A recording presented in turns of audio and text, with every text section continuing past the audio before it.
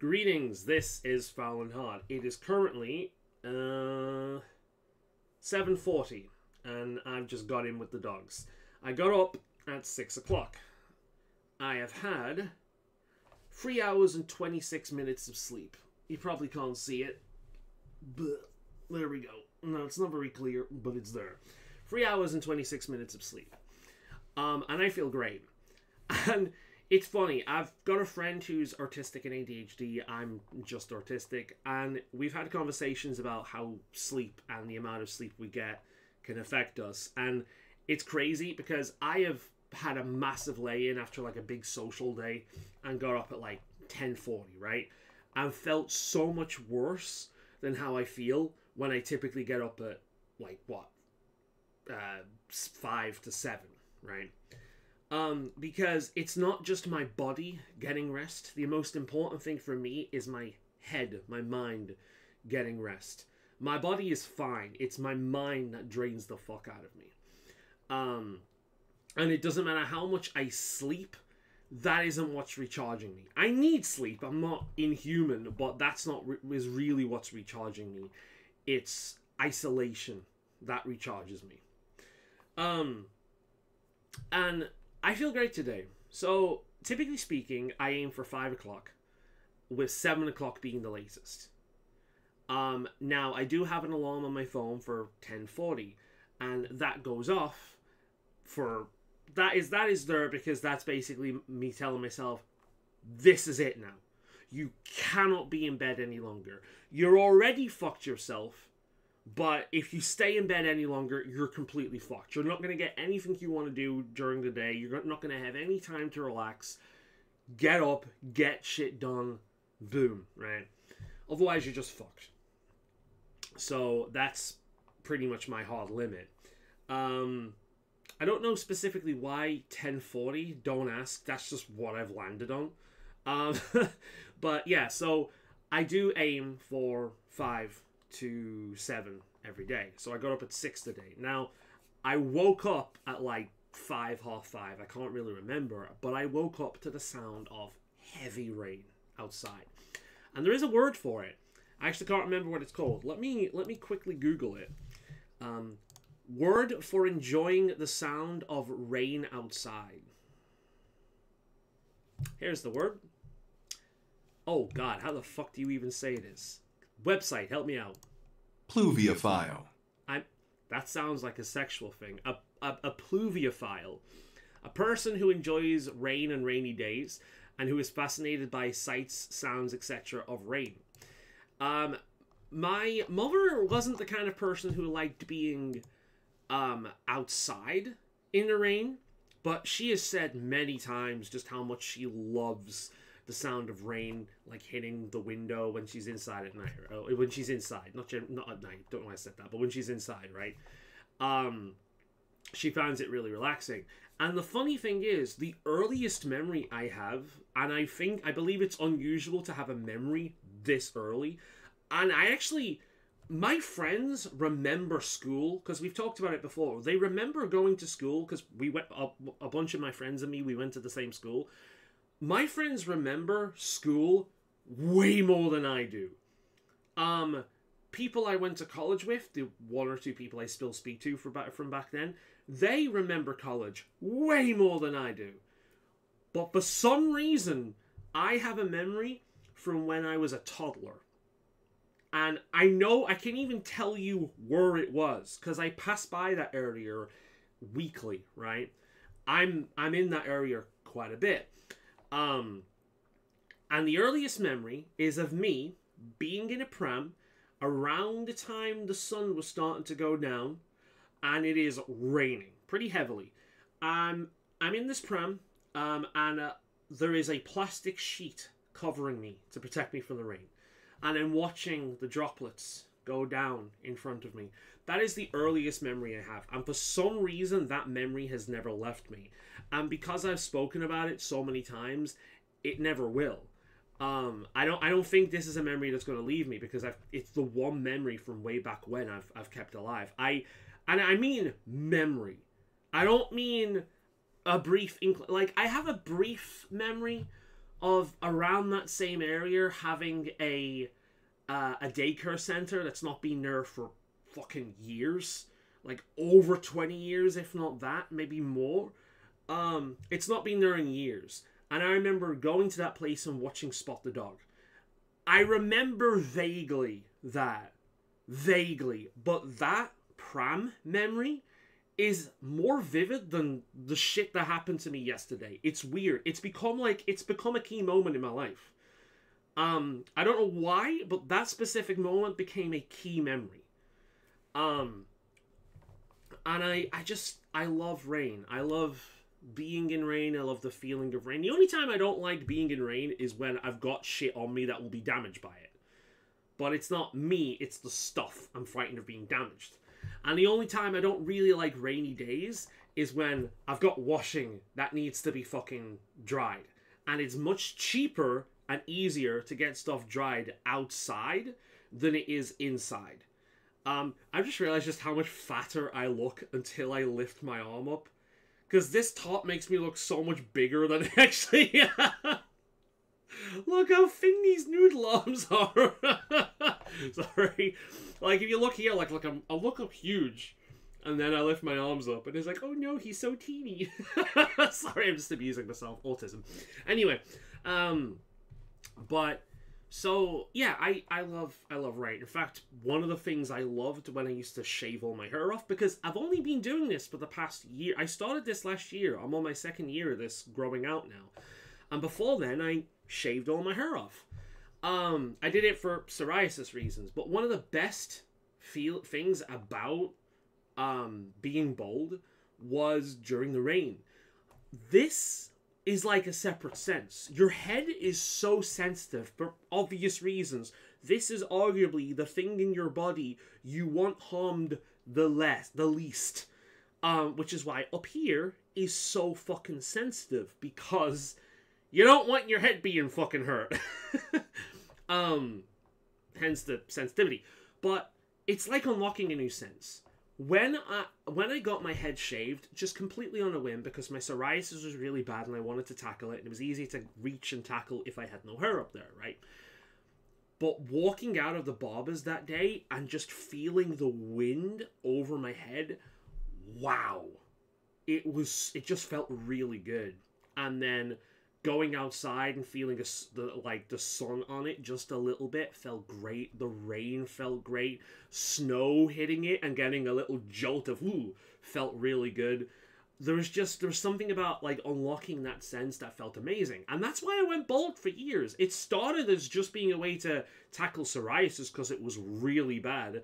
And it just turned into, I just like the way it looks. I like the way it feels. To be honest, I feel like I look less masculine now with long hair than I did being bald. I like the bald look. This is just something I want for now, and I'm enjoying it, but it's not the beard. I honestly don't know if I'm going to be sticking with it. It doesn't look too good right now because it's wash day today.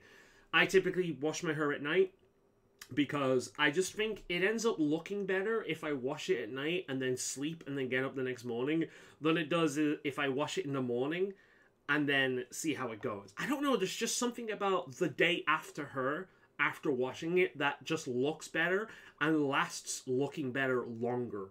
I don't know why. Maybe it's just me, but that's the way it looks. So it looks a bit fucked at the moment, and that's why. It's the day it's due to be washed. But anyway, so I love the rain. So I wake up to the sound of that, and I struggle with transitions. So going to bed, bit of a pain in the ass. I've got to have a schedule around it, otherwise I fuck myself. And it's very easy to break that schedule. Getting out of it, difficult. And it's not because I want to sleep or I'm being lazy. It's just transitioning from one thing to the other. I'm like a train on a track, right? An autistic person talking about trains. I'm like a train on a track, right? I can go in one direction better than most people, but getting me off that track and putting me on a different track is a fucking ordeal.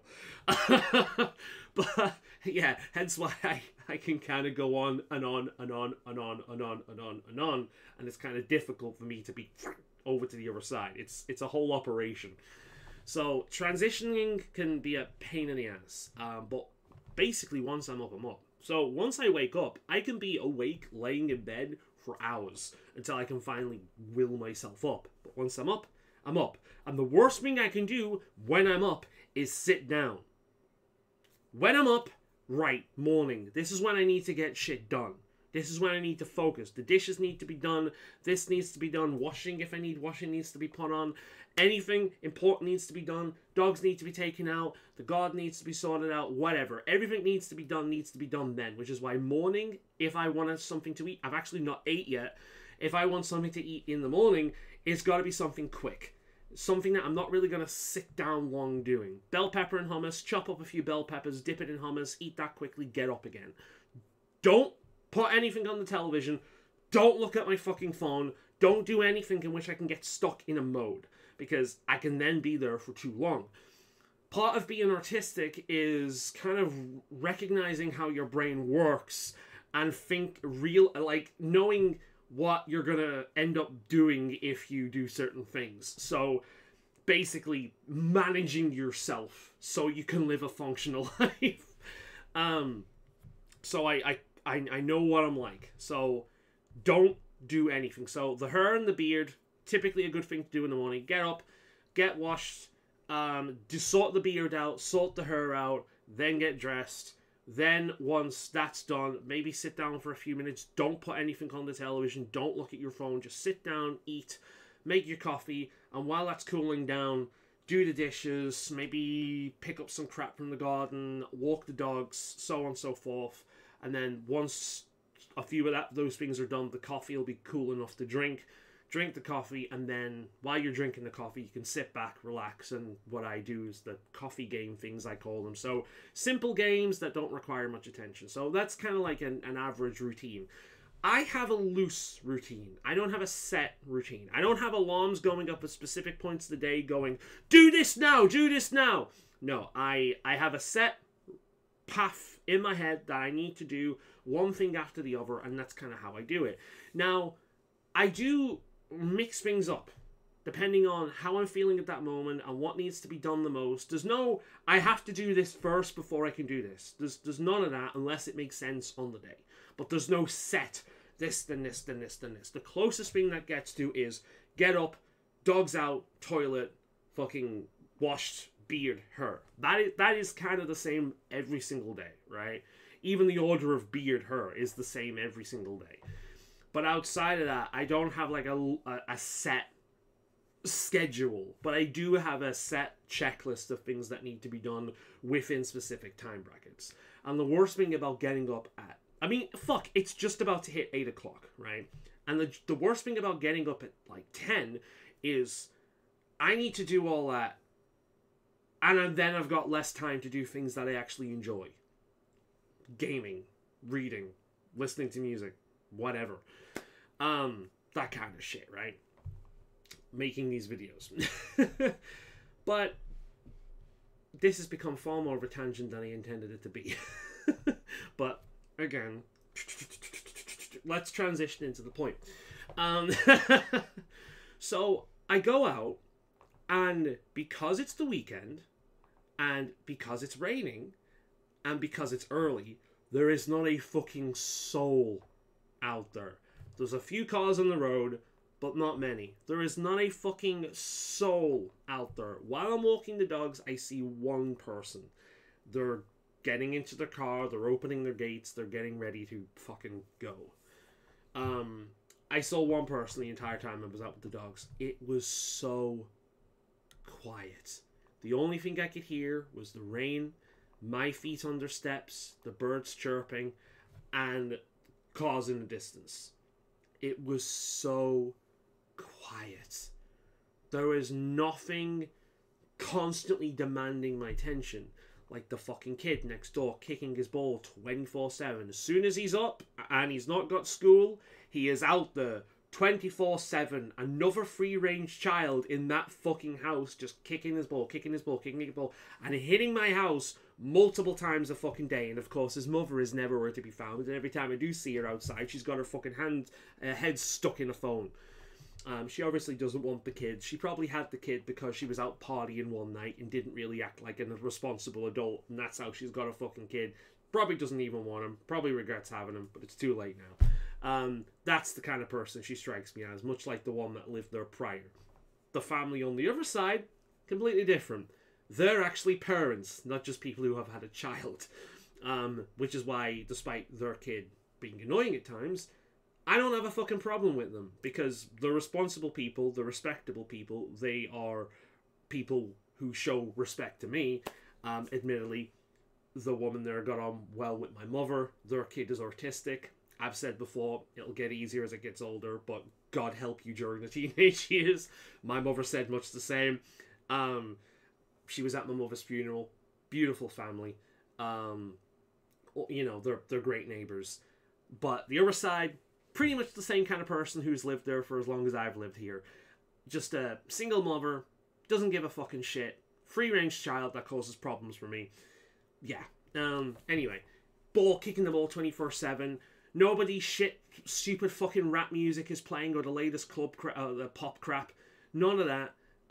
Not a bunch of people sat outside in the front because it's sunny. The sun's out, so everyone needs to let everyone know that they exist, so they sit on the front 24/7. No dogs shoved out in the front 24/7 because they think, oh, that'll give them exercise, because they're too fucking lazy to walk their dogs. Don't get dogs if you can't be fucking bothered walking them. Yeah, there's none of that. There's no kids playing football in general in the street or running around screeching and screaming. There's none of that. It is just rain, cars in the distance, my own footsteps, no one around. I cannot remember the last time I was this fucking relaxed. Actually, I can. It was not last Saturday, but the Saturday before. When I went out to the local park, I was rooking. I'm doing that again today at some point today. I went out to the park, I was rooking, and it was pissing it down. I've actually been working on a video, but the problem is it uses a file type that, despite the fact that I own the file type on my computer, I own the codecs, Photoshop won't recognize it. Sorry, Adobe Premiere won't recognize it. And it's a known issue, by the way. Bunch of people complaining about it. They own the codecs, and they do all sorts of things to get it working, but it won't work. And Adobe just blames your computer. You say, oh, you need to update your hardware. Oh, fuck off, Adobe. Adobe's a piece of shit and has been for years. But I can't get the videos to recognize on Premiere, even though my computer recognizes them. I have the codecs on my computer. Adobe won't recognize them. So I can't actually edit the video because 4 of the major parts of the video just won't work on it for some reason. And they're too big to use free transition software to change them into another format. So, yeah. So I can't edit that video. It's a few weeks old now, but I can't edit that video. But I'm just talking in general. It's just a nice walk and talk video. But no one around. There's a few joggers, a few people walking their dogs, a few crazy people like me. But for the most part, it's just quiet. It's quiet. I'm out in the forest. There's no one there outside of the odd person. The rain's coming down, and I was so relaxed. And I was today, so relaxed. And that, it's not often that I feel so relaxed when out in public, because I'm out in public, but there's no public to be out around. No one's there, pretty much. The odd person, but overall, no one's there. There's no noise except natural sounds like the rain and the wind and the birds. And I am so relaxed. And my mood is good. And I feel good. And I have so much energy. I've not had much sleep. I've not even had 4 fucking hours. I've not had much sleep. I've not had much sleep. I've not had anything to eat yet. I've not had anything to drink yet. And I feel so fucking good. Because it's not about the amount of sleep I've had. And food does affect me. But, it's not that. It is purely the spoons I have. As I say, a friend of mine, he's got ADHD and autism himself. He uses the term spoons. First time I've heard that term. Since then, I've heard 1 or 2 other people use it. But I think I'm going to adopt it because I think it's kind of a cute, quirky way to kind of visualize the amount of shit you can take per day. So, let's visualize. Get up in the morning. Shit, I'm up too late. Let's take 1 away from that. Why am I up too late? Well, because I'm going to get less stuff done. that I enjoy. Well, I'm going to have less time to do stuff that I want to get done. So because I have less time to relax, that's going to affect my overall mood, because I've got less time to relax. I've got to do the important shit, you know? So, you know, the anxiety around that. The sun's out. Oh, fuck, great. I feel hot and sweaty, and because I feel hot and fucking sweaty, I'm paranoid about smelling. I just feel like I look shit. Not great. And because the fucking sun is out, everyone else is outside. Shit ton of people outside. People playing fucking music and really goddamn loud so everyone can hear. Kids kicking the ball around, just being fucking obnoxious. There's no escape from people. They're outside all the fucking time, right? They're outside all the fucking time. I'm changing it based on how fucking bad this feels. I finally get back. I can relax. Cool. 3 spoons left. Let's restart. This is not a hard line. This is a general example. I get up at a reasonable time. It's raining. It's super relaxing. I go outside. Half of one there. I go outside, you know, but there's no one there. No one there. Walking the dogs. It's nice and quiet. I do see one person walking past, but it's nice and quiet. Enjoying the rain. There's no dogs for the dogs to bark at because, again, you know, there's not a bunch of dogs outside because it's raining. People aren't outside. It's nice and quiet. And I do the walk, and I get back in. A lot more spoons left in the day. I think it's a good visualizer. Obviously, that's not a hardline thing. I'm just generalizing, right? And there's a bunch of factors that go into it, you know, what the other day was like, so on and so forth. The past 2 days have actually been relatively relaxing. Last week I was... And to be honest, I think some of last week I was kind of milking myself up a little bit because I had like an event with friends on a weekend sort of thing, you know. And I've never done that kind of thing before. It's super basic. I essentially went out with a few friends. We went for a meal. We went to a few pubs. I came home. And I came home before anyone else. I'd kind of... at one point, a friend of mine, he's aware of what I'm like, and God love him, he does his best to accommodate me. I love the man. And he noticed at one time the mask slipped. Because for a brief moment, I went into my head. And because I went into my head, the mask dropped. And I guess from the outside, it looked like something was wrong. So he's like, oh, hey, Andrew, can you help me out with something for a second? We went over to the bar and he, you know, it's like, you don't have to stay, you know, you can go if you want. And I didn't want to go. But I thought at that moment was, yeah, I think I've done my bit here today. I've come out, I've had a good time, I've met his friends, great couple, really liked them. One guy was a bit loud, but I know I can be as well, so I've got no reason to judge that. A great couple, I really like them both. I'd happily spend time with them again. I met a friend of mine I've not seen for years, because, you know, he lives elsewhere, he's got a family, he doesn't really have much time to spend with us anymore, but it was a really nice day out, you know. Friend's birthday, went out with him, had something to eat, had a few drinks, which is weird for me to say. I drank more those 2 days than I've done the entire year, and I probably won't drink again this entire year, not for a few months. But at least, again, I think that's part of the thing that's different. I found what I like. I know I like stouts, right? I found what I like, and I just think now compared to a few years ago, there's no way in hell I would have done that a few years ago, but now I can, and I am, and good. You know, I know for a fact that my mother would be so fucking happy and relieved with just the progress I've made. And this camera has become blurry and it's really bugging me. But I'm trying to focus it again, but it won't. It's struggling. Doesn't matter. It'll regain its focus. This is not the kind of video you'll look at anyway. It's the kind of video you'll listen to. But yeah, and God love him. He's accommodating. He knows what I'm like. He recognizes it, and he does his best to make sure I'm okay. And it's his day. It's his birthday. We're out there for him. But yeah, I think he knows that I'm trying. I'm trying to improve. I'm trying to get out there a little bit more. I'm trying to be a bit normal. But yeah, but again, it's not like I was hating my time there. I wasn't. I wasn't hating my time there. I wasn't. I didn't want to go. I was perfectly happy sitting around talking, having a bit of a, gab.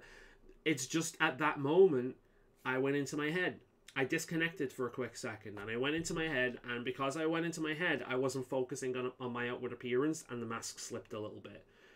And I can look back, and I can remember feeling my face dropping. So I went from like to.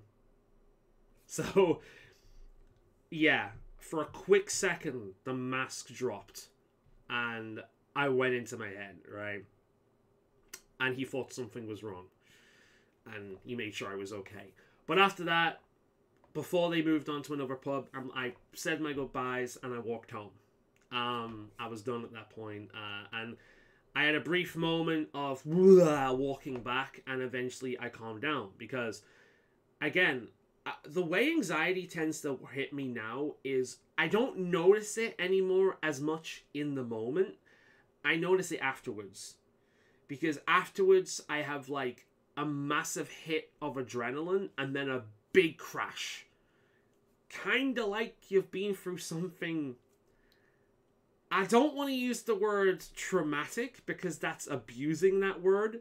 But you know, like what happens when your body goes into fight or flight and you have this like big hit of adrenaline, and then after it passes, it really hits you. That's what I'm like when I'm socializing. And I analyze the fuck out of myself these days. Part of it is to watch, because again, depression can come back. I'm dealing with it really well. It's not been a problem for a while, but it can come back. And I do have bouts of it. And in order to monitor that, I need to monitor my sleep, ironically, when I'm getting up, what I'm doing, my health, what I'm eating. I need to monitor this shit, because if I don't monitor myself and watch what I'm doing, I can very easily slip back into old habits. And I've done that a lot this year, which is why weight loss and maintaining my weight has been much harder than it has done the past few years, because I've been slipping. So yeah. But in the moment, I was fine for the most part. I'm a little bit anxious, but I always am when I'm out in public. But I've got safety nets. I've got him. I've got another one of my friends, that I know for a fact if anything goes wrong, especially this dude. Like, I know if anything goes wrong, I've got these guys. These guys are fine. I've got my safety nets right there. This is not like I'm meeting. If everyone there was brand new to me, very different. But because I've got friends there, close friends, I'm good, right? I'm a lot more comfortable.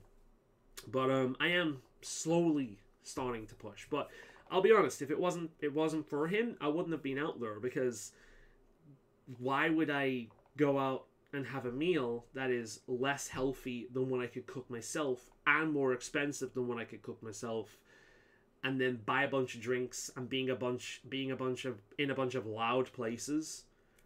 Why would I do that?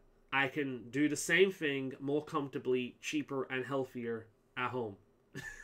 So I'm out there for him. Not that I didn't have a good time, because I did enjoy myself, but, it was one of those things, I enjoyed myself, but I was glad when it was over. That kind of thing. And I'm like that all the time. I actually feel like this way a lot during the weekends as well. When I go out during the walk, and I go to the walk, I hang out with that walking group, and then I come back and I hang out with friends. I kind of get anxious about the day. I enjoy it in the moment, and then when it's over and they go home, I really enjoy my alone time, and I relax a little bit. And not that I wasn't relaxed before, because I'm around friends and people I like, but again, even around people I love and enjoy their company, I'm still losing spoons. I'm still losing energy. The only time I am not actively losing energy is a moment like this, where I'm on my own and it's quiet and I'm recharging. I need this. And this has actually been a problem in relationships before, because I've been involved with women who just won't leave me the fuck alone. They take it as a personal insult. Like, oh, you're not interested in me anymore. Have you got bored? Is there someone else? Legitimately the situation I've been in, because they do not understand that I need completely time on my own. Not physically on my own, with dealing with constant texts all the fucking time, but actually on my own. Completely. No talking, no sounds from the outside world, just me on my own recharging. Because it is like, people have described, one way I've heard, more modern way I've heard autism being described is basically focus. Autistic people have singular mono focus. Neurotypical people have like bilingual, whatever, but like multiple focus, whatever it would be called.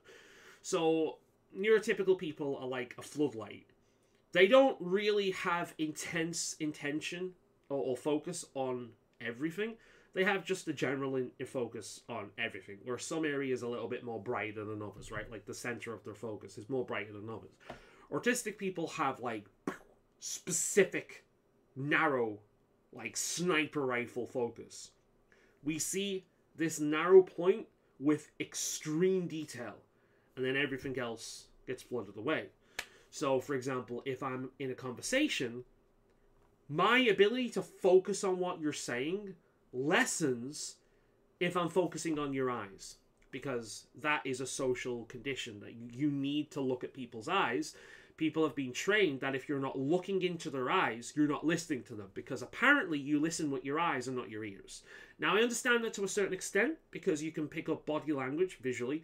However, I have found with experience that I can actually pick up how people are feeling without even looking at them, because their tone tells you a lot. And I've picked up on this even when I don't know them very well. There's a guy I've spoken to, I know him a bit better these days, but I wouldn't exactly call us close friends. We get on brilliantly. He's one of my favorite people on the walk, but we're not like really close friends, or even probably, let's say maybe acquaintance friends, that bracket, like around that, right? I really like the guy. He's one of my favorite people on the walk. I always enjoy walking and talking with him. He really pushes me when we walk. We kind of push each other. And we end up going across it really fast. Love the guy. He's great. Well, love isn't... Yeah, you know what I mean. I really like the guy. And I noticed at one point, he came up, and he was exactly the same, perfectly sociable with everyone, talking with everyone. And when we were walking, I just asked him, it's like, is everything okay? You seem a little... And he was... You could tell he was surprised by me asking that, because he thought... No one else asked him, by the way. No one else asked him this. No one else pointed out. He was shocked because I noticed this. Apparently, he had a bit of an argument with his neighbours before he came up, and it was obviously still affecting him. I didn't look at him.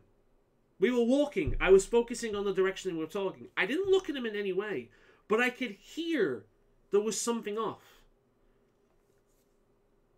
I think I can read people quite well. And I've had so many experiences of doing that kind of thing, where people are shocked, by what I'm picking up. Because maybe the difference is other people pick up the same thing, they're just not going to ask. Maybe what makes the autist different is we're going to ignore that, oh, you shouldn't really ask if he doesn't mention it. No, I'm going to ask if something's off. But because he was shocked that anyone picked up on it, I don't know, that's happened way too many times for me for me to think it's just a coincidence. I think that's just something I'm good at doing. So what I'm saying is, just because I'm looking at you doesn't mean I'm listening to you. In fact, I can maintain eye contact, and I do. But if you want to have a really good conversation with me, where I'm giving you my best, don't make me look at you. Because I'm going to give you more of my attention if I'm not looking at you. I'm going to hear you better if I'm not looking at you. Especially if we're in a public place. Because if we're in a public place, my focus is going to randomly drift off into other conversations people are having, and to the music that's playing. And especially if that music is loud, and especially if they have a live singer, my focus is going to go from you to them, and then back to you again, to them, back to you, to them, back to you, to them. And I won't be able to stop it. I won't be able to control it, because certain audio cues are going to instantly drag me away. And I can't focus on what you're saying because all I'm hearing is for the music, or some music that's playing stupidly loud or has a repetitive thing. I'm focusing in on this conversation, especially if somebody has like a unique vocal cue or something like that. I'm focusing in on the clinking of glasses and so on and so forth, and it's happening all the fucking time. And you don't know this, because the great thing about something like this is we are like the ocean a lot of the time. We're surface of the ocean, calm waters. Meanwhile, if you go under the surface of the ocean, there's a whole plethora of shit going on that you will never see. That's kind of what it's like. In fact, I used that analogy in my updated assessment recently, and it seemed to have worked, because it's the best way to describe it. I look fine. You don't know what's going on under the surface, and again, the constant pulling away. So again, imagine I'm walking the dogs. I'm already low on energy because of, but I've got to focus on the dogs because they don't do well with other dogs. So I've got to keep an eye out for that. I've got to keep an eye out for other dogs. There's less of a chance that happening the less people are around, the fewer people are around. I've got to keep an eye out for cats. I've got to, make sure my eyes are not staring at people. But if I'm constantly looking away, that doesn't make me look good either. If I keep avoiding eye contact from people, that puts people on edge. But if I'm staring straight at them, that puts people on edge. Or it starts a fight, or one or the other. Or I look like a target because I look weak, and overly cowardly and timid. That makes me a target. So these are all things I've got to consider. Just from eye contact alone. I've got to consider their positioning and where they're going and what's the best way to maneuver around them as I'm walking the dogs. I've got to look up shite on the floor because people use this place as a dumping ground. Every day there's a fresh fucking broken glass on the floor. I've got to watch out for that. The sun is getting at me. If it's a hot day, so I'm sweating and I'm worried about smelling, even if I'm the kind of person where I get a shower and then half an hour later, if it's sunny, I feel like I reek because of sweat. It's not fun. And then all these little things. Meanwhile, I'm constantly being dragged away all the time because my mono focus. And then I have to come back again. And it's really draining. Words can describe how draining it is. Now think about it. I'm hanging out with people I love and care about. We're having a good time. We're having a good conversation. But I've got to keep focusing on people's eyes. I've got to keep focusing on other stuff. I'm hosting. This is my house, so I've got to make sure I remind myself, which I fuck up on. I fuck up quite a lot. Ask my friend if he wants a cup of coffee. Ask my friend if I can do anything for them. If they're ordering takeout, ask them if they want plates and fucking knives and forks. Now, these are all standard shit. But because I tend to be so in my own world all the time, and mono-focused on one thing and struggling with transitions, all this blends together where it looks like I'm an incredibly fucking selfish person because I'm constantly focused on one thing and I can lose track of time, and it all kind of blends together in this kind of like jumbled fucking mess. And then I hyper-focus on shit. The amount of times I've had a conversation with someone and I'm like, fuck, I should have asked them the same question back. But like if they ask me how my day was or how I'm doing, and I was like, oh yeah, and I don't follow up, God, I feel like a dickhead. But I only think about that later on because my focus on them and the social and all that kind of thing is over. I've got less things to focus on after the conversation, and only then will it hit me that, oh shit, I need to do that. And it's not that I'm not, like, if I'm there are some people I speak to while I'm walking the dogs that I generally really enjoy. There's one woman who I'll run into on a regular basis, and this woman is a ball of fucking sunshine. The good kind, not the sky kind. She's just a ball of positivity and just friendliness and warmth, and I really like running into her. The dogs love her. She loves animals. She's the kind of person that knows stray cats. They'll just keep running up to her. She is lovely. One of the nicest people and most wholesome people I've ever met. I still fuck up with that. But it's just the way it is, and But on days like this, where it's raining and it's pissing it down, and there's no one on the streets and it's too early, especially on a weekend, for people to be up and about, it is so relaxing. And the great thing about being a morning person instead of a night person is it's functional. Night people can't really function in normal society, but fucking morning people, we get a jump on everything. We get ahead. And it's nice, it's relaxing. And that's why overall I feel so much less drained, even if I've only had like 3 hours and 20 odd minutes sleep, than I do if I've had 10 hours or whatnot of sleep, whatever it would be, because I've laid in. Because the sleep isn't really what's affecting my energy. It's not what's affecting my mood. It's every fucking thing in life that's just draining me due to being artistic. I watched a video recently about why therapy doesn't work. And it's on artistic people. Obviously there are different kinds of therapy, but I'm talking traditional therapy. And it's because they essentially tell you to think like an artistic person. They tell you to go more inner and to analyze your actions and what you're saying and how it affects things. That's what we do anyway.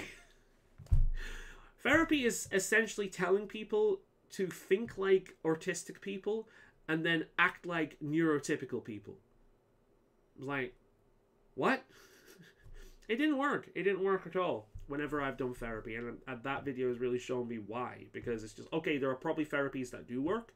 And it depends on the individual, surely. But, yeah. Our brains are fundamentally wired differently. And in some ways, that's greatly beneficial. And in some ways, it's really not. And it tends to be, with certain tasks, you won't find anyone for the job better than an autistic person. But with a lot of social stuff and day-to-day stuff, we have a massive debuff. It's kind of like we're highly specialized animals, like those animals that are highly specialized. They're really good at one specific thing in one specific environment, but fucking useless when taken out of that environment. That's what I feel like artistic people are. We're overly specialized. We're like wizards in a game setting that doesn't have magic.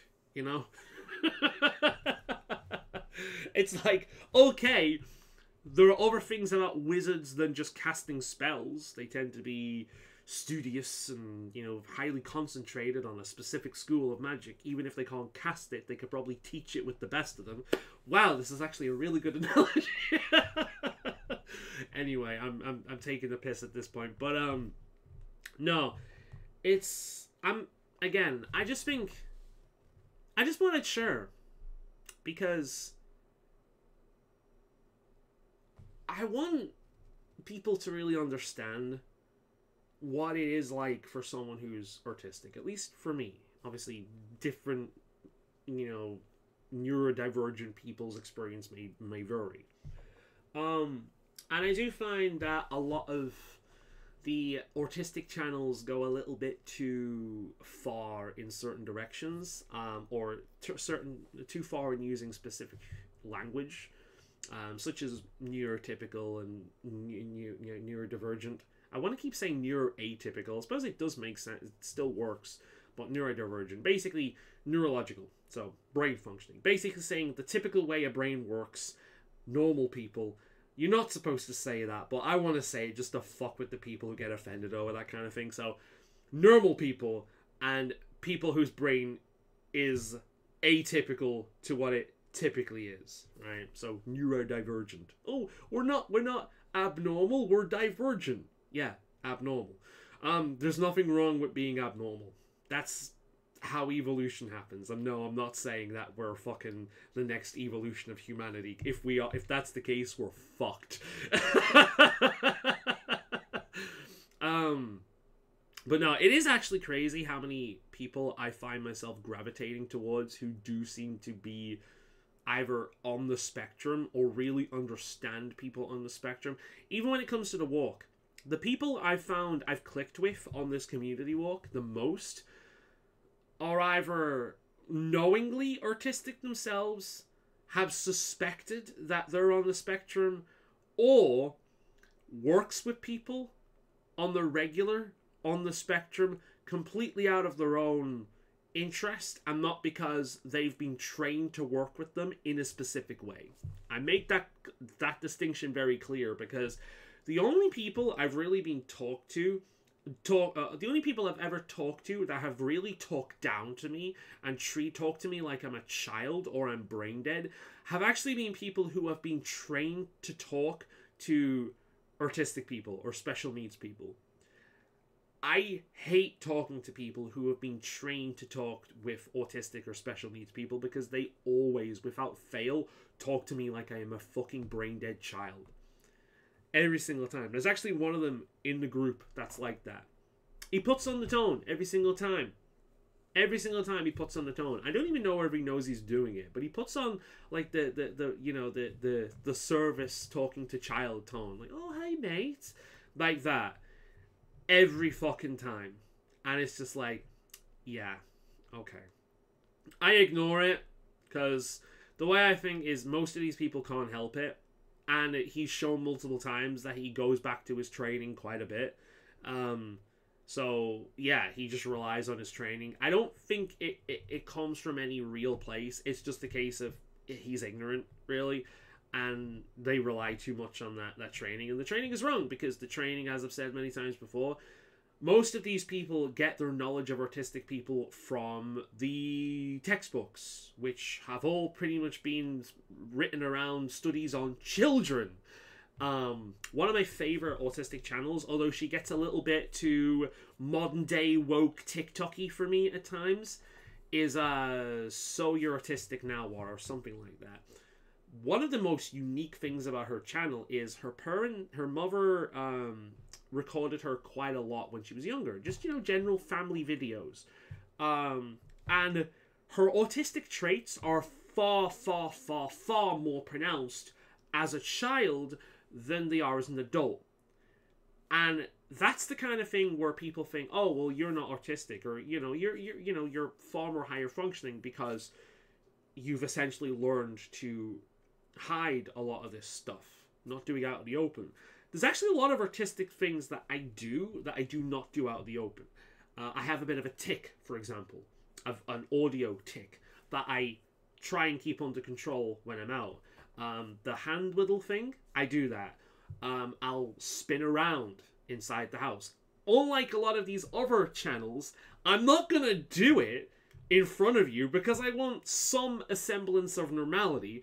But when I'm on my own in my house, I will do these stimming activities. Now, I have lesser versions of a lot of these when I'm out. For example, whistling.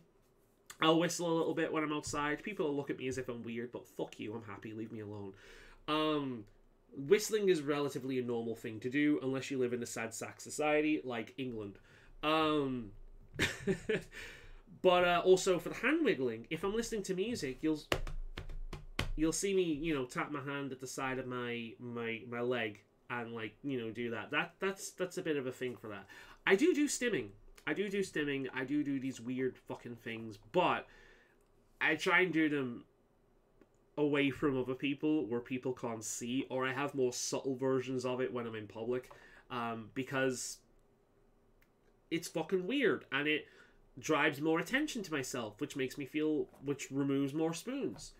A lot of these, but that's one of the things I love about her channel, because she has examples of what she was like when she was a child compared to when she was an adult, and this is one of the things where I think people kind of don't see too often. In fact, she's the only place I've really seen that, which is brilliant because it really puts into perspective just how people change over time, how less obvious of an autistic person you are as an adult and as a child.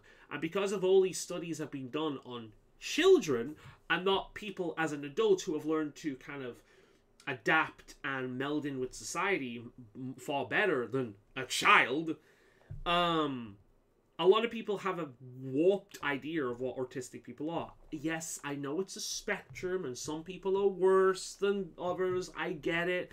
I know a friend of mine, I pissed him off recently because he's like, oh, I hate the way you always talk about autistic as if your experience is the only one. That's really not what I'm trying to do. And then he's like, well, my cousin's like, of course, it's always a fucking cousin. It's always a cousin or a nephew or, you know, someone's little kid. Admittedly, he's in his 20s. But, again, like, this person didn't know me when I was in my 20s. And I was also far more obviously artistic. If you've been around this channel for a long time, I've been doing videos for many years now, you'd know. I was far worse back then. Far more apparent back then. And it's only looking back that I can really see that. Now, maybe he's going to be like this his entire life. I don't know. I don't know is relative. But, yeah, like, the kind of when I'm talking about autism, most of the time I'm talking about autism, the kind of autism that often gets called high functioning, where people dismiss you or don't take you seriously because you're not a walking fucking stereotype. Because for a lot of people, when they think of autistic people, they think of people with Down syndrome. That's all they think about. They think people with very obvious facial cues, very obvious physical, like the way they move, the way they talk. And if you know what you're looking at, you can see it in me. The way I'm looking away from the camera, the way I turn away all the time to think. Certain kind of like hand gestures as I'm talking, the way I trail off all the time or going to random tangents. There's a lot of signs that I'm artistic just by looking at me, but not in a way that the average person who isn't informed of that are going to know. When a lot of people think of autistic people, let's face it, they think, that's what they think. That's what they think. And when you're not obviously different, you're making it up. You're taking the piss. Now, I will say that there's some element of modern TikTok where they have kind of, a lot of people have co-opted special needs stuff and the LGBT stuff. In the modern day, people find it very difficult to realize that two things can be true at once. Number one, it is far easier to be out in the open about these things than it was years ago, right? You're not going to be as hated and lambasted against and have the world turn against you anywhere near as much as it used to be back in the day, right? But also, it's become trendy. Nobody wants to be typical anymore. Nobody wants to be normal. People want to be unique. And the best way of being unique and get praise for being unique and love for being unique, especially online, is to be part of the LGBTQ plus malarkey or to have some kind of mental health issue. So there's a lot of people that pretend to have Tourette's. There's a lot of people that pretend to have autism and so on and so forth, or ADHD, right? A lot of people pretending to have these things. Or if they do actually have them, exaggerate the fuck out of it online. Two things can be true. It's much easier, and education and public knowledge about these things are far better these days. Far, far better. Also, it's a bit trendy. Two things true at the same time. And yeah, there's a lot of autistic people or people pretending to be autistic. It's hard to really tell. None of us can really know because people are different, but who essentially become clowns online. They exaggerate this shit to ridiculous degrees. And they're doing it, if you want to be charitable, to spread awareness and allow people to be themselves. But what they're also doing is really playing into that, oh, this person is obviously different thing. So the people who blend in a lot better, or you don't look autistic to me, they have a harder time being believed. Because artistic people are people who make repetitive sounds all the time and flap their hands all the time, or are really into trains and Lego, are probably somebody's cousin or nephew and a little kid, especially a little boy. If you're a grown woman and you're autistic, good fucking luck being taken seriously. That's one like affects women more thing that really is true. Like even as a little girl, being diagnosed with autism, good luck. You're probably going to get ADHD instead. Or fucking borderline personality. That's probably what you're going to get diagnosed as, because an autistic woman, that's not a thing. Or autism is only something that affects little boys. But yeah, this turned into a whole ass rant, but fuck it, I'm going with it. I'm enjoying it. And if you watch my channel and have watched my channel, you know this is what we do here. But I have been more aware of the autistic community in recent years, because as I've said, I started getting involved or really paying attention to the online autistic community last year, and it really hit me just how much it's grown, and it's really made me look at myself in a different way, because it's really shedded a light on, wow, there are so many things that I do and think and, you know, say and so on or feel that are really common among other people who are autistic. I had no idea this was an autistic thing, but this is definitely not something a lot of most neurotypical people do. And it's incredibly validating. It does help me have more confidence in myself. It does help me stay truer to myself and understand myself better and give myself some slack, because I'm like, oh, this isn't just me being fucking broken and weird and fucked in the head. This is just a weird thing artistic people do, and this is why a lot of people find me hard to understand, because this is just something that's fundamentally different to what most people are like. One of them kind of being the rain thing, because there are people out there that like the rain, but for me there's a multiple level of thing. It's an audio thing, it's a tactile thing, it's one of the reasons I don't like the sun. There's more reasons to not like the summer than just the heat. It's the people, the audio, the sound. It's everything culturally that goes on during the summer. People are everywhere all the time, making noise all the time. But during the winter and the autumn and the colder months of the year, people are indoors more often. People aren't outside during the rain if they can avoid it. The rain is more peaceful as a result to someone like myself. And the feeling of rain on me... Now, some autistic people fucking hate it. They will never go out in the rain. They struggle to even have a fucking shower because the feeling of drops on their skin irritates the shit out of them. But for me, it feels like a relaxing, cleansing force. And I love it.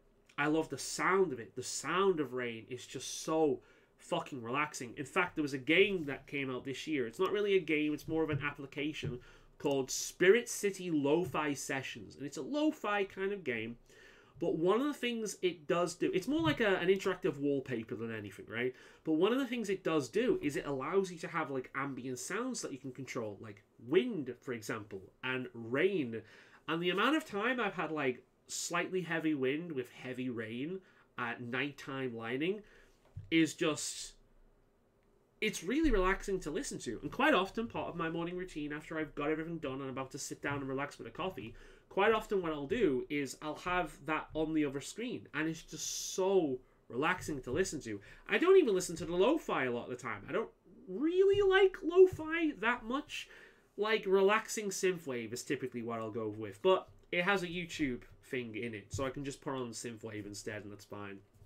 Lo-fi is okay, but it's very rarely something I'll just listen to. I do listen to it, but it's not like one of my top genres. It's not like rap though, where I will never fucking listen to it. It's okay. But yeah, the rain is more than just I enjoy the rain. It is a far more in-depth experience than that to myself, and I put a lot of that down to being autistic, because it's more than just being in the wet. There's a whole plethora of stimulants that come along with it that I feel good about being a part of. The complete opposite to the sun, and when the heat is out, because again, it's more than just being hot and sweaty. It brings with it fucking people. A lot of people. Making a lot of noise. All the fucking time. Endlessly. And then, yeah. But the rain brings with it peace and solitude. And it's cooler and relaxing. And, yeah. It does help me understand myself more. This online community has really helped me analyze how I move and the various other stims. I didn't even know stimming was a thing, right? It's obviously always been a thing for autistic people, but I didn't know it had a name. I didn't know there were specific ones that pop up all the fucking time, like a lot of people do. The hand shaking one is very common, but again, adults, if they do it, they tend to do it in different ways, like maybe clicking, hand, like tapping, kind of thing. It's why these fidget toys are quite popular. I've never really found any one of those that really do anything for me. I find them more annoying to carry around than anything. But yeah, like I've tried a bunch of them. None of them really do anything for me. I've got a bunch of them in a drawer downstairs. Like they're not really for me. But I do fuck around with my keys quite a lot. I've got them on like a little like bungee lanyard thing, so it's easy to get out the pocket for one. But you'll often, if you see me do it, like I'll get my keys out. I've not got them with me. I'll get my keys out and I'll spin them around and I'll grab them and I'll be able to do it where I grab it right on the key I need to use and I can put it in, which is weird because I have quite a few keys on that thing, or key rings. But I'll just pick it up, do a bit of a spin and grab it. Oh, key. Oh, it's not quite aligned. A friend of mine commented on that recently. Actually, I was letting him in and I had one hand full, so I just went. I threw it up and caught it again, and it was the perfect place in my hand. And he commented, he said, "You've had a lot of practice," or something like that. And I never thought anything of it. This is not something I've like purposely gone out my way to do. This is just something I do. And I didn't realize that, yeah, apparently throwing your keys around like that and just catching it perfectly is not something a lot of people do or could do. So I only realized at that moment, like, oh, okay. Yeah, but again, it's just something I do in the background because it's a stimulation thing. It's something to give to focus my energy on. It's like an outlet. So all these different stimulants all the time are like a pressure valve, right? Too stimulating, too stimulating, too stimulating, too stimulating. And you need to get rid of that pressure in some way. And that's where stimming comes into. Stimming is kind of a pleasant stimulatory experience. So it could be audio, it could be tactile, it could be just the movement of your wrist or something. I don't know what it would be, but it's a repetitive thing that essentially makes you feel better. And it is like a pressure valve release. And when you really notice yourself doing it, because again, if you're autistic, you're probably doing it anyway in some way. There's something you do, or a multitude of things you do that chill you out or make you feel better or get rid of some of that anxiety, right? And that is essentially what stimming is. I just didn't know how many of them I do. I'm far more aware of them now because I've watched so many people who I'm like, oh shit, I do that. And I didn't even realize that this was something I do. But again, I've been better at analyzing myself now and like, oh shit, okay. It's really kind of put things into perspective. So like, the online community has been helpful in that regard. But I do also think that a lot of it has become a little bit trendy, like, oh, look how quirky and different I am. Look at me. I'm being my natural self and as weird as possible. Ooh, let me dress in a multitude of bright colors and weird mismatching clothes so I look like a child's cartoon character. Ooh, I'm so quirky. Now, admittedly, some people are like that. In fact, I've got a family member that loves bright colors. Like, I have not met anyone in my life whose favorite color is yellow. In fact, I think that is like the least popular color. It's either that or it's either that or orange. I don't know which one it is, but like I think it is like the least or the second least popular color. Admittedly, my favorite color is green. That is the most common color. I'm a basic bitch. What can I say? But yeah, the reason to believe that she's artistic herself. We have way too much in common in how our brain works. Taste-wise, we're very different, but in terms of how our brain works, way too much fucking in common. So I do suspect that she's artistic. I think she suspects this herself, but unfortunately she was born in a time where it wasn't considered. In fact, I was lucky myself that I even got a diagnosis because it wasn't really considered back then either. It's literally just because a family member of mine was reading about it at the time and suggested it to my mother. And after a bit, I got diagnosed. But she likes bright colors and she wears bright colors, and because it's so unusual, it's something quite a few people have commented on, over time. But again, it's what she likes. But there's a massive difference between somebody who likes bright colors and somebody that goes out their way to dress like they're a background character from Pee-wee's fucking Playhouse.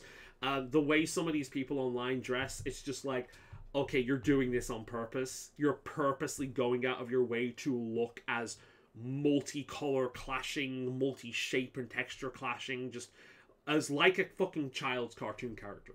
No one really dresses like that outside of quirky artsy types, that and like children's cartoon characters, or children's show characters. No one else really dresses like that.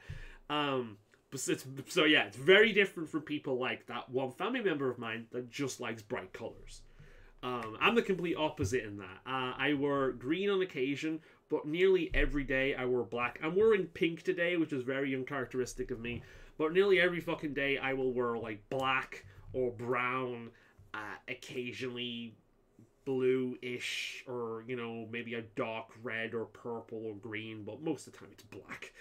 Black is easy to accessorize with. You shove black on, any bit of color you put on will, as long as it's mild and lesser than the black, it'll work, so long as it's all black. I like black, it's reliable. But yeah, it's like some people online, they are just cartoon characters, and I think it's harder for people to take artistic people seriously because of that. I also think that a lot of these people are too ingrained in the autistic community, and they expect the entire world to be like that autistic community.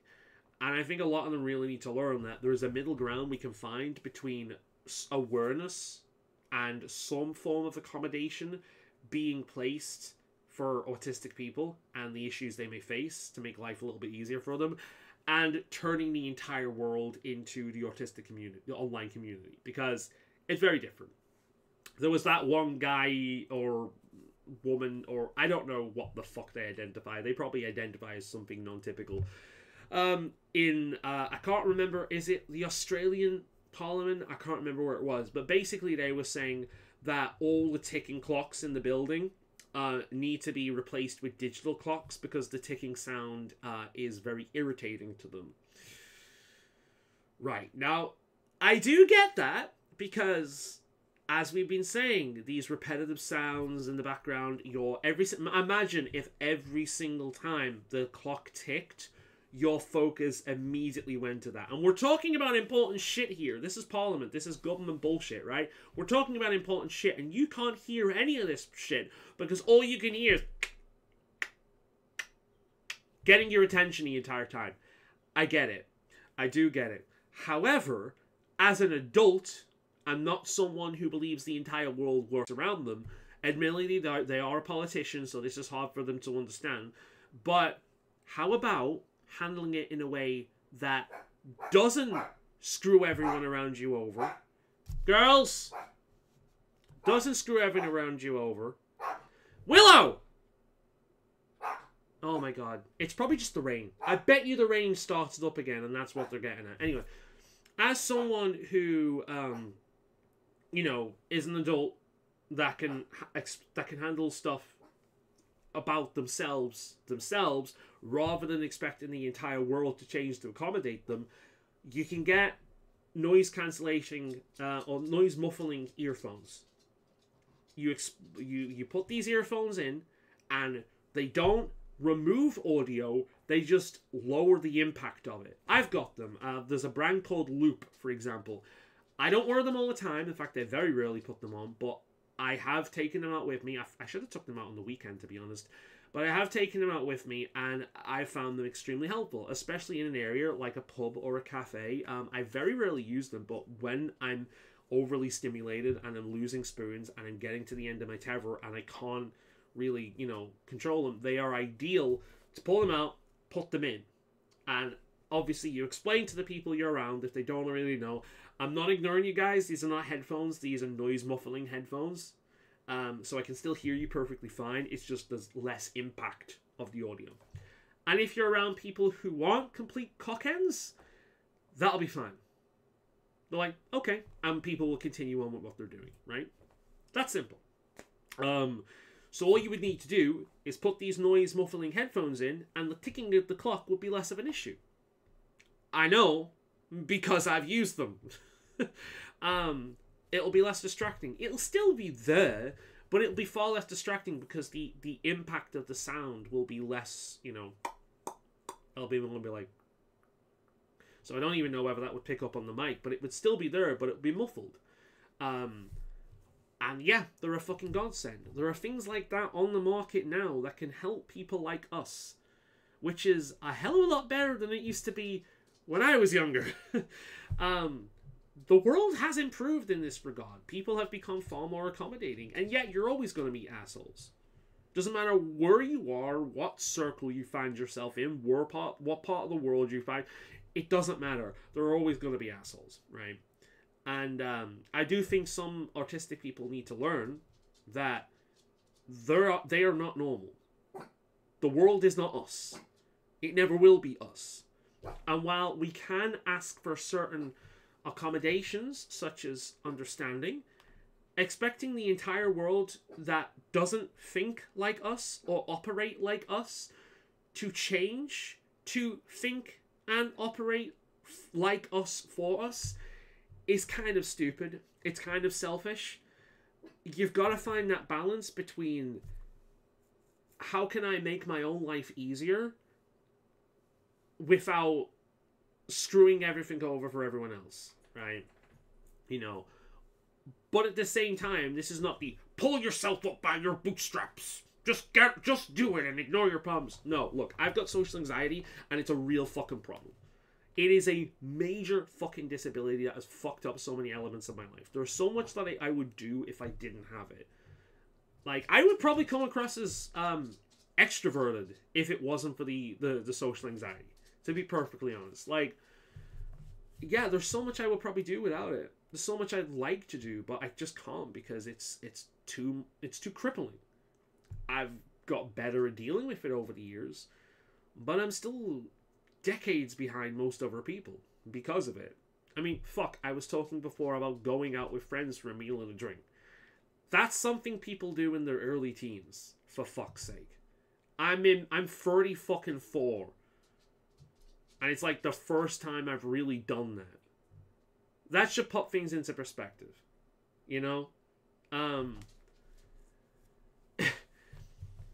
But again, you gotta find yourself... If you don't have supportive family, you've got to find yourself genuine friends.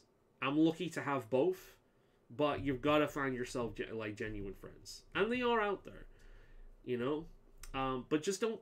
I would not recommend finding yourself friends that are entirely like you. So that friend of mine that had a birthday recently, he's a very extroverted person. He loves other people. He likes spending time with other people. He's but he's very good to other people as well. He's very accommodating. And he's the kind of person that would get me out there, and has done a few times. And you do need that in your life. So long as they also recognize that that's not what you want to do or can do all the time, which is what he does. So again, you need yourself a good support network. You need yourself good friends. I understand that not everyone has good family, but you do need yourself good friends. But yeah, you can't expect the world to accommodate you. You can't expect the world to fucking change and start thinking like you and behaving like you, because it's not you. You're not normal. I'm not normal. That's okay, but you've got to recognize that. A lot of people don't like being told that they're not normal because they think that there's something wrong with them. Well, there is, even in the animal kingdom, the platypus isn't normal. It's fucking weird. There's nothing out there like that. But it's still fucking cute. It can be badass when it wants to be. It's one of the world's coolest animals. Because it's so different. It's so unique. Some animals are highly specialized. Highly fucking specialized. Do you want attention? Hey, does somebody want attention? Some animals are highly fucking specialized. They can only really operate within a specific ecosystem. And if that ecosystem gets fucked, then so do they. That's kind of what autistic people are like. And there's nothing wrong with that. We're not normal, and we have extra hurdles in life because the world isn't built for people like us. But that doesn't mean we're wrong. That doesn't mean we're broken. We're just different, you know? But that doesn't mean that everything about you is good or shouldn't be improved. For example, social anxiety. This is not a good thing. This is actually something that is broken about me. That doesn't mean that I'm a broken person. That doesn't mean that I am wrong, that I am a bad person, that, I deserve ridicule or anything like that. But it does mean that there's an element of me that really is broken because it's not functional. I can improve it. I have tried to improve it, but it is still a thing. And that is something that I do need some form of accommodation for. I do, but at the same time, I can't rely entirely on accommodations. I've got to figure out shit for myself. I've got to push through shit myself. And I think in the modern age, the one thing that I preach on this channel, it tends to be even-handedness, level-handed, like balance. That's the word. Because a lot of people, especially now, it seems, are extremely either or. They're extremely all in on one particular viewpoint or one particular thing. There's no room for nuance or complexity anymore, which is ridiculous because everything about the human condition is complex. There's nothing basic about people really at all. We are a complicated animal. We are a hypocritical animal. We're weird compared to every other animal on the planet. We're fucking weird. We're fucking abnormal. And it's kind of why we're so successful. That's a pretty good way to end it, isn't it? Anyway, I hope you've enjoyed this video. Look after yourselves. Look after your fur babies, as annoying as they may be at times. Mwah. Have a good one.